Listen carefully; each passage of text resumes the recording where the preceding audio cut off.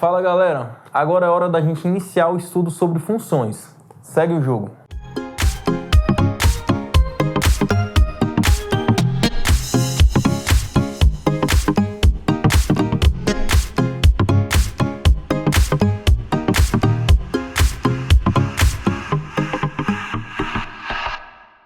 Então, o tema de agora é função. Qual que é a ideia inicial, né? A primeira ideia que a gente pode ter de uma função? Ela é uma relação de dependência entre grandezas. Olha o exemplo que eu coloquei aqui, ó. Quanto um consumidor paga no posto de gasolina? Eu imagino que você esteja respondendo dessa forma aqui. Depende da quantidade de litros que foi abastecida, né? O que que acontece? O posto vai lá, né? O dono do posto, de acordo com vários critérios, ele fixa o preço do litro da gasolina. Você vai lá abastecer, quantos litros você abasteceu, é só multiplicar por esse valor que ele fixou como o preço do litro da gasolina, beleza? Matematicamente, né, a gente diz que o preço que eu pago no posto de gasolina, ele é uma função, né, ou ele está em função da quantidade de litros abastecida, beleza? Qual a outra ideia matemática da função?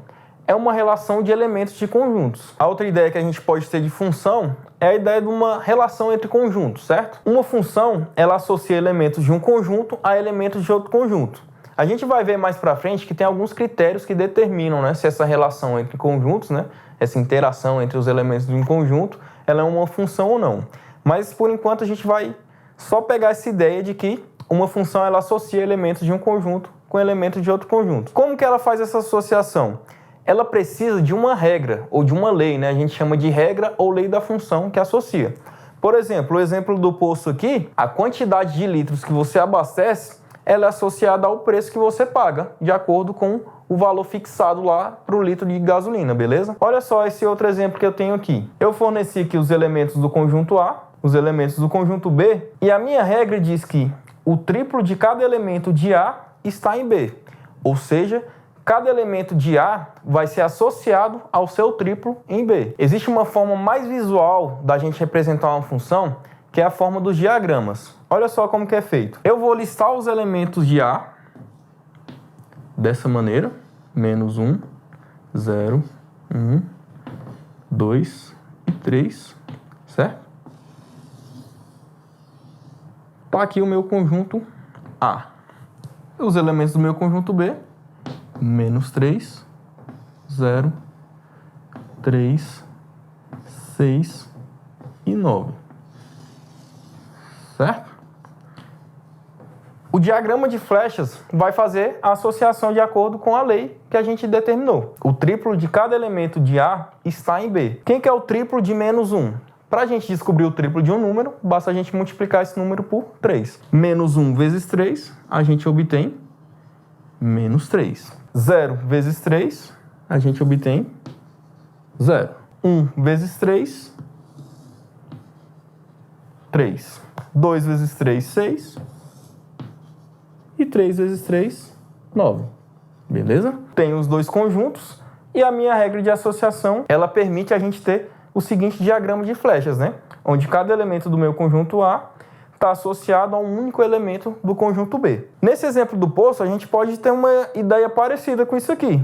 Só que nos meus conjuntos, o primeiro seria que a quantidade de litros que eu abasteço, abasteci 1 litro, 2 litros, 3 litros.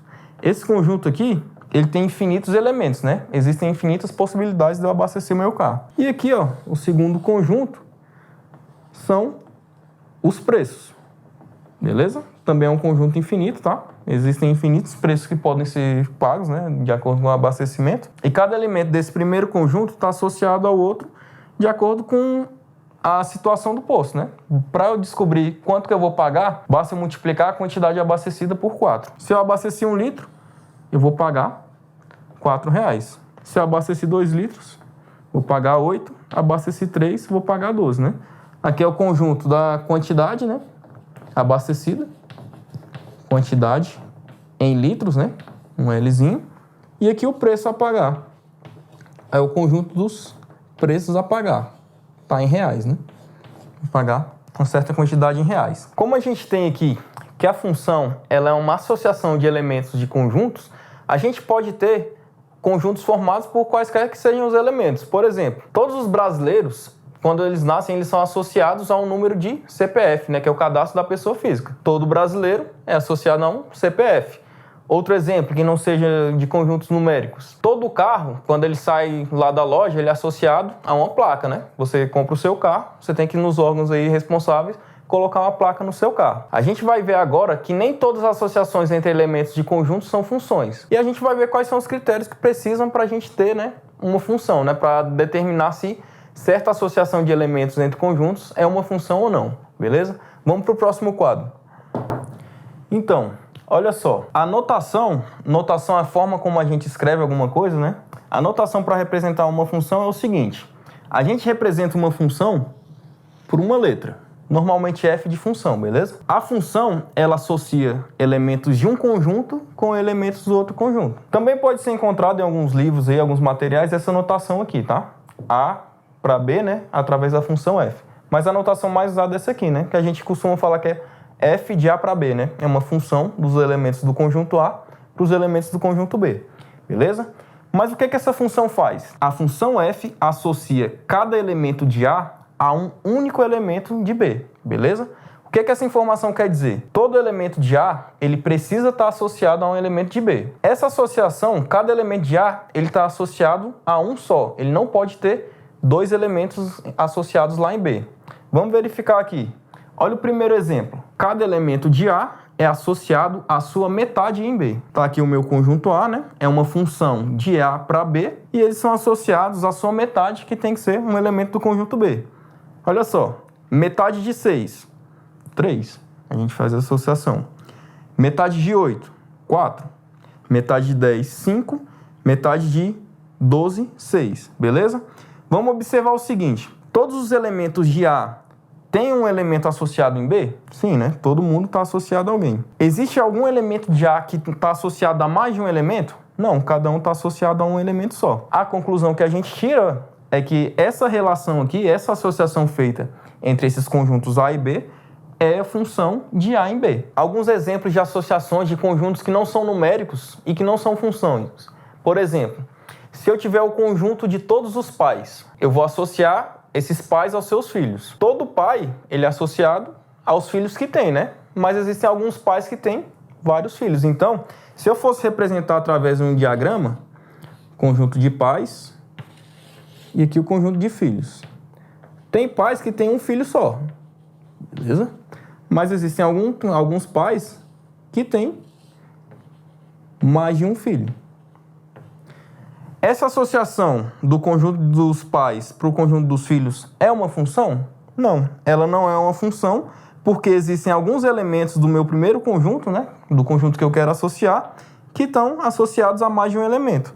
Isso aqui não é uma função. Outro exemplo, se eu tiver aqui o conjunto de todas as mulheres do mundo, conjunto dos filhos também. Existem mulheres que são mães, né? Tem seus filhos, certo? Por que não vai ser função? Algumas mulheres podem ter mais de um filho. E, além de tudo, tem algumas mulheres aqui nesse primeiro conjunto que nem filhos têm. A regra para ser uma função diz que todo elemento desse primeiro conjunto tem que estar associado a algum elemento do outro conjunto. E esse elemento tem que ser único. Então, esse exemplo aqui não pode ser uma função por esses dois motivos. Existem mulheres que não têm filhos e existem mulheres que têm mais de um filho, beleza? Então, isso aqui não é uma função do meu conjunto M para o meu conjunto F, beleza? Agora vamos voltar para alguns exemplos mais numéricos de novo. Olha esse exemplo 2. Cada elemento de A é associado ao seu sucessor em B. O sucessor de um número, né? A gente tem aqui que o conjunto A é formado por alguns números naturais. O sucessor de um número natural, basta eu somar mais um, né? Para obter. Né? Falando de uma maneira mais prática, beleza? Quem é o sucessor de 1? 1 mais 1, 2. Está associado. Sucessor de 2. 3. Tá lá. O sucessor de 3 é 4. Se eu perguntar para você quem é o sucessor de 4, você vai me falar aí que é 5. Só que 5 é um elemento do conjunto B? Não. Então, nesse caso aqui, a minha associação não permite eu associar todos os elementos do meu conjunto A com o conjunto B. A conclusão que eu chego é que esse caso aqui não é função de A em B. Não é função de A em B. Ok? Próximo exemplo. Exemplo 3. O elemento de A é menor que o elemento em B. Vamos lá, eu vou associar o 0 aqui a cada elemento do conjunto B que seja maior do que ele, né, no caso. 0 é menor do que 1? Então, 0 está associado a 1. 0 é menor que 2? É menor que 2, está associado. 0 é menor que 3, 0 é menor que 4 e 0 é menor que 5. O 4 está associado só com 5, né? O único elemento de B que é maior do que 4, né, é o 5. Esse aqui, essa associação representa uma função? Não, ela entra nesse caso aqui, né, de um elemento que está associado a mais de um termo. Isso não é uma função de A em B. Não é função de A em B. Beleza? Para vocês praticarem, eu vou deixar como exercício aí. Olha só, conjunto A é formado por esses elementos, menos 1, 0, 1 e 2. O conjunto B é formado pelos elementos 0, 1, 2, 3, 4 e 5. A correspondência, né, a nossa regra diz que y é igual a x mais 2, onde x, esse símbolo aqui significa pertence, né? X pertence a A, ou seja, x é um elemento de A, e y é um elemento de B, né? Y pertence a B.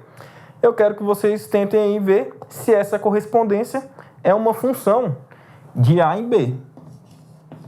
Função de A em B.